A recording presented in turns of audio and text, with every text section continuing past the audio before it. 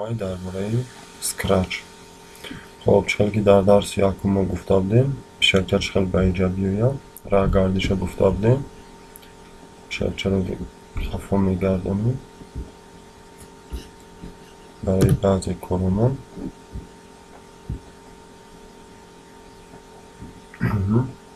خفا ما پیشکچه انا که گد در اینجا میره که ما چی خیل انمی پیشکچه را با بالای نمی پولمون یعنی راهی که داریم آنجا بفرمیم. شما نگاه کنید در راستای X در راستای Y. خب انمی Y ده ما میگیریم آبگیده با یک 50 بگیریم که چون میرم بالا رو انمی 50 باشه با جای ای ما میگیریم مینوسی 50. انمی اینجا قطعی میتونیم اونه پیشکچه من با بالای پولمون اومد اگه نگاه کنیم میجی کنیم پیشکچه با بالای هم پولی که ما موندیم دویده رفتن میگیرم. خب انایی بود طرزی پیش و قفا بردنه انمی پیشکچه یعنی با بالا یکی پایین آوردنی پیشکی ما در کجا چخل بمونیم نمیرم مانده باشه تمام شد.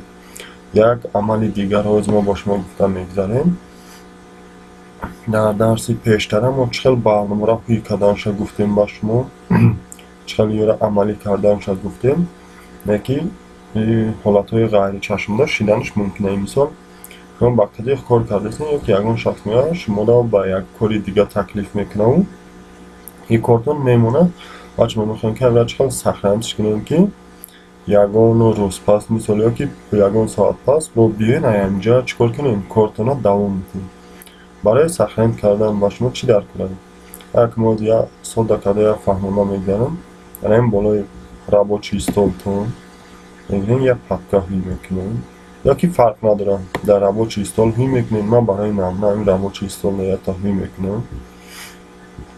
خب یا که در یکون جای دیگه یا تمتره پاکه هی میکنیم یا فرق نداره در کجایی که باشه این فایل در وارد میشیم ساخرانید نصفای کامپیوتر است این فایل در که وارد چیدن پایانش دستای ساخرانید نصفای کامپیوتر بالای هم در پخش میکنیم. حالا که جایی که ما برنامه پیشتر درس یکم سخن کردم همجا را نشان داده است شما در داکومنت یا یکون جای دیگر را نشان میده پرابلم نیست. شما میین رابطی استول در اگر سخن کردن ماشین همجا را انتخاب میکنین و فکر نوع پاپ کنم با بالای نوع پاپ که پخش میکنم پروژه اسکرچ سیبیزه تری را اینجا سخنش میکنم نمی فایل ما حالا که در همجا سخنی شید ما میتونیم با حضور به یکون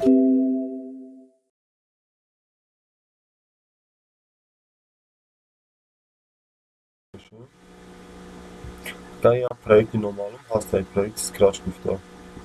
خب ما حاضی برنامه اسکرچ ای سرکه گریمش میکنیم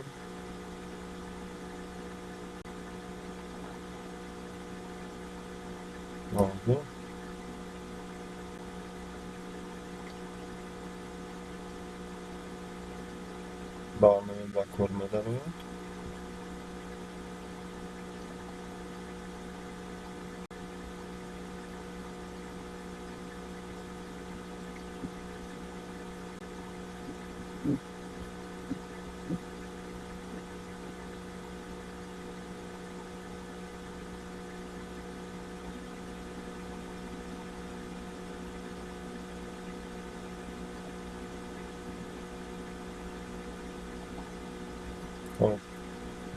برنامه ما کار داده آمد انا که نگاه کنن اون چیزایی که پیش که ما مونده بودیم نیست در یکون تاش با همین فایل وارد میشیم در قسمت بالایی نامینه زاگروزیت کامپیوتر اونجا باید ساخرانی نصفای کامپیوتر راستای زاگروزیت کامپیوتر و برای همین زاگروزیت پخش میکنیم پروژه پیشنهایی ما را حالی همین نشان میدسته را با چی استول دا میداریم همون جایی که انتخاب کردیم همونجا دا پروژه باید کلید فایل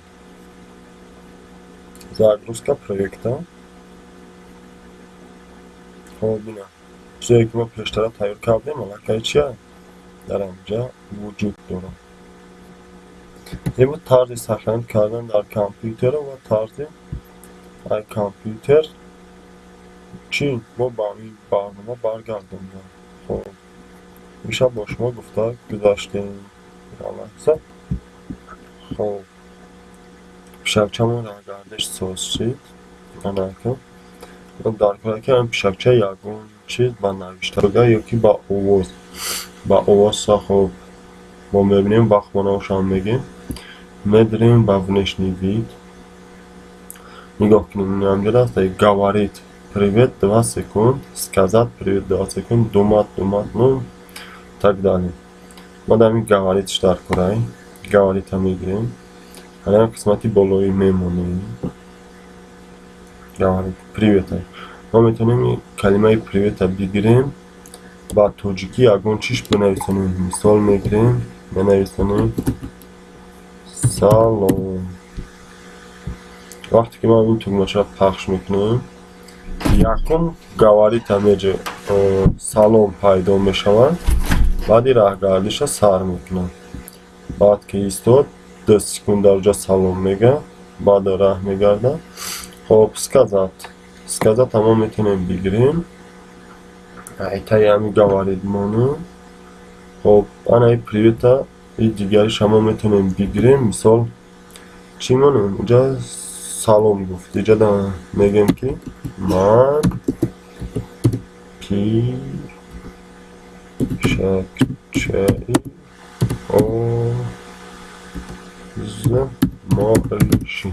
ну ако ба фикри ман тари омад шумо метавонед бо ягон чиз дига айхтон монем ягон чиз дига бинависонед. хоб мо инро пахш мекунем. салом ман пишакчаи озмоишӣ гирифт рафт дар ҷо рафт рискад барои кор ки такрор нашава мо инро як хафо мегардонем пишакчамона баъд маълум мешавад. инҷа да забон ки дигар аст барои ҳамин камтар ноҷоиз будааст.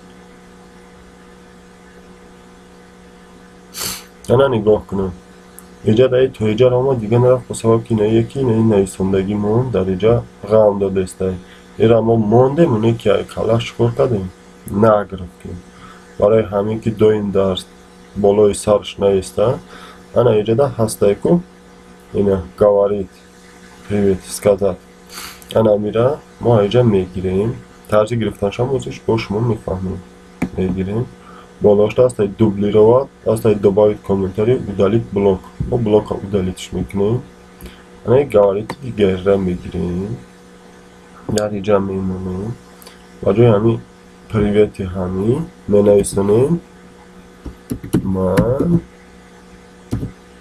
пишакчаи озмоишӣ тамом. ана ба ҷои 2 секунд хеле камтар бисёртар мегирем як 5 секунд так мемонем ана ки меравад салом ман пишакчаи озмоишӣ баъди раҳгардиша давом метавонад. хоб инҷа дар ки минуса монда будем барои ҳамин паши иша плюсаш мекунем ина салом ман пишакчаи озмоишӣ баъди 5 секунд так ба раҳгардӣ сар мекунем. хоб ин аиба тарзи гузориши ягон бигем калима ё чӣ бо ҳамин пишакчаро ба гап даровардан ёки ба инҷа метавонем бигирем. хоб хулоси гап боша ин буд ба ҳаракат дарорем агар касе овоз монданӣ боша ин ба звук ворид мешавад инҷа да ина худаш ҳастай овозҳо якта ҳамра намуна инҷа да ман инаи дингиша мегирем барое ки камтараи ишта овозаш ози ҳамин динамикаи мо я овоз бояд барвем.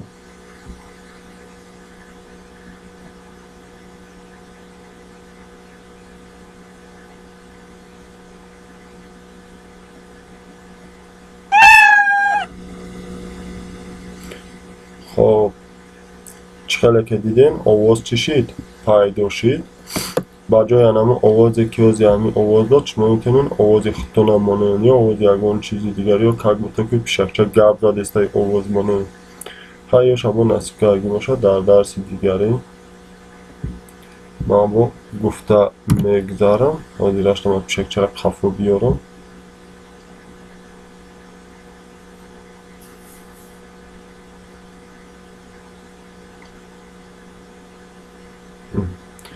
با همین خانواده سر بلند باشین تا درس‌های آینده.